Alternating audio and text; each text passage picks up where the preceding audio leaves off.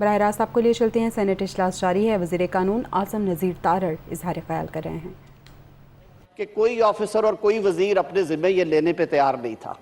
اس لیے تیار نہیں تھا کہ میں قومی خدمت کے جذبے سے آج کام کروں گا، کل کو آنے والی حکومت اپنے سیاسی مخالفین کو دیوار میں چننے کے لیے مجھے بھی جیل میں ڈالے گی اور میری عاقبت بھی خراب کرے گی۔ جناب چیئرمین، پہلی کیبنٹ میٹنگ میں میاں شہباز شریف صاحب کی قیادت میں جب اس حکومت نے اعلان اقتدار سنبھالا، دوسری یا پہلی کیبنٹ میٹنگ تھی، وہاں پہ انہوں نے حاضرین تھے میجورٹی وہ فیڈرل سیکرٹریز جو کہ پاکستان تحریک انصاف کی حکومت کے لگائے ہوئے تھے، ان سب کو دعوت دی کہ یہ جو 2 آرڈیننسز پڑے ہیں ان بلز کے اوپر آپ بات کریں۔ بیک زبان سب نے کہا کہ اس قانون نے اس ملک کا بیڑا غرق کر دیا ہے۔ یہ کون سی اکاؤنٹیبلٹی کے نعرے لگاتے ہیں؟ کون سے ریزلٹس اچیو کیے ہیں؟ ماسوائے اپنے سیاسی مخالفین کو دیوار سے لگانے کے مجھے ایک کنوکشن بتا دیں نیب نے جو سیکیور کی ہو، مجھے ایک جینون کیس جس کو لاجیکل اینڈ تک پہنچایا ہو۔ مرکز میں حکومتیں آپ کی، صوبوں میں حکومتیں آپ کی، نیب کھیلے آپ کے ہاتھوں میں، ان کی تاریں ہلیں آپ کے ذریعے سے، اور پھر اکاؤنٹیبلٹی پروسیس وہاں کا وہاں اس لیے رکا رہا کہ شکر الحمدللہ کہ ہمارے ملک میں ایک عدالتی نظام ہے۔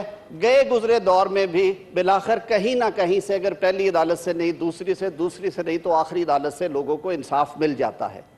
یہ وہ بیک گراؤنڈ تھا اور یہ وہ وجوہات تھیں جن کی وجہ سے ان کے بنائے ہوئے، سر میں ایک بار پھر یہ بات پورے یقین سے کر رہا ہوں کہ 85% ترامیم وہ ہیں جو کہ ان کے ان 2 آرڈیننسز میں ہیں۔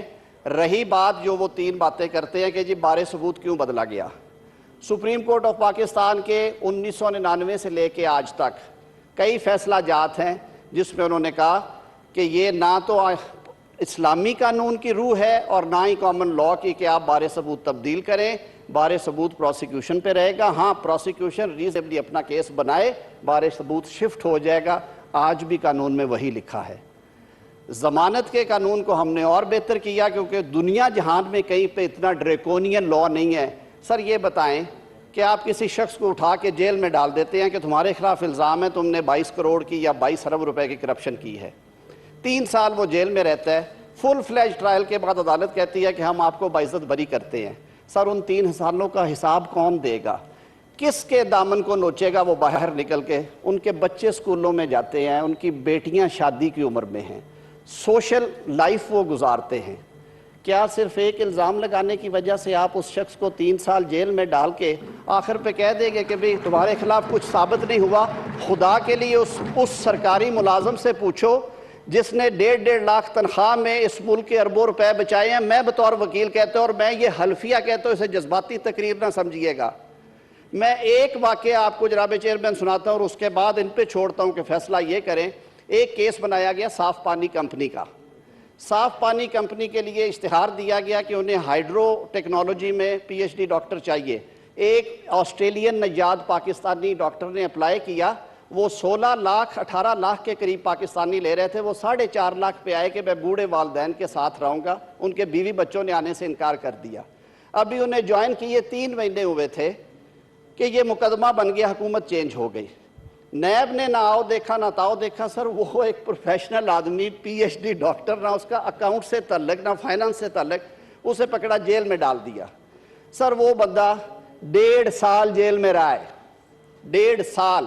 اس کی پیروی کرنے والا کوئی نہیں تھا، اس کے بیوی بچے آسٹریلیا میں تھے، اس کے بوڑھے ماں باپ میں سے ایک جو ہے وہ بالکل قریب المرگ تھے اور شاید اس کی ڈیٹینشن کے دوران ہی انتقال بھی ہوا۔ سر اس بندے کو 1.5 سال بعد بیل ملی۔ سر وہ کس سے حساب لے گا ان 1.5 سالوں کا؟ ہم لوگ معروضی حالات سے ہٹ کے مخالفت برائے مخالفت میں تنقید کرتے ہیں۔ اگر آپ نے اس ملک کو چلانا ہے، آپ کے قائد آن ریکارڈ ہیں۔ عمران خان صاحب نے 20 دفعہ یہ ٹی وی پہ بیٹھ کے فلور آف دا ہاؤس پہ کہا کہ اگر آپ نے اس ملک کو چلانا ہے تو اکاؤنٹیبلٹی لاز کو تبدیل کرنا ہے۔ آپ اسے NRO کا نام دیتے ہیں، NRO یہ آپ کے لیے ہے۔ میں یہ بات حلفیہ کہتا ہوں، کس سے آپ کے نکل رہے ہیں؟ وہ چاہے 54 ارب روپیہ شہزاد اکبر صاحب کا دیا گیا جو کہ مال مسروقہ برآمد جمع کرا دیا گیا کسی شخص کے جرمانے کی مد میں، وہ چاہے لاہور کا انٹرنیشنل ہوٹل ہے جہاں پہ ریزیڈینشل کنال کی قیمت 11 کروڑ روپے ہے مال روڈ کے اوپر، اسے 12 کروڑ کنال پہ 26 منزلوں کے ساتھ بیچ دیا گیا۔ یہ عثمان بزدار صاحب کے لیے NRO ہے جنہوں نے 900 کنال زمین راتوں رات اپنے نام کروا لی تھی۔ یہ تو فرح گوگی کے لیے NRO ہے جس کے اوپر 20 مقدمات کھڑے کیے ہوئے ہیں لوگوں نے۔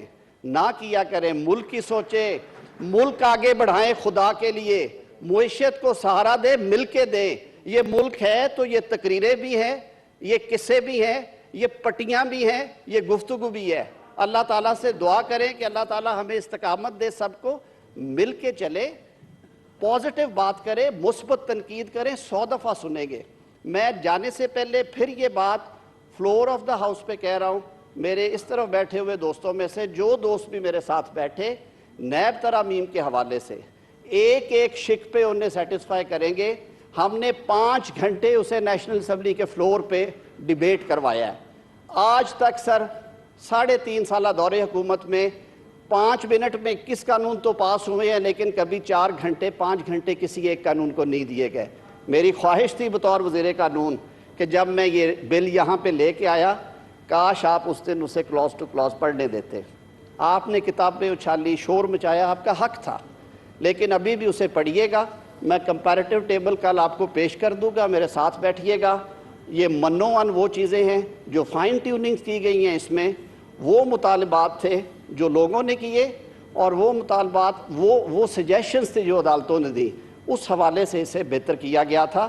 اس ملک کے لیے ہم سب مل کے کام کریں اور دعا کریں کہ آئندہ آنے والی نسلوں کے لیے ایک ہم اچھا معاشرہ چھوڑ کے جائیں۔ بہت شکریہ۔ چیئرمین صاحب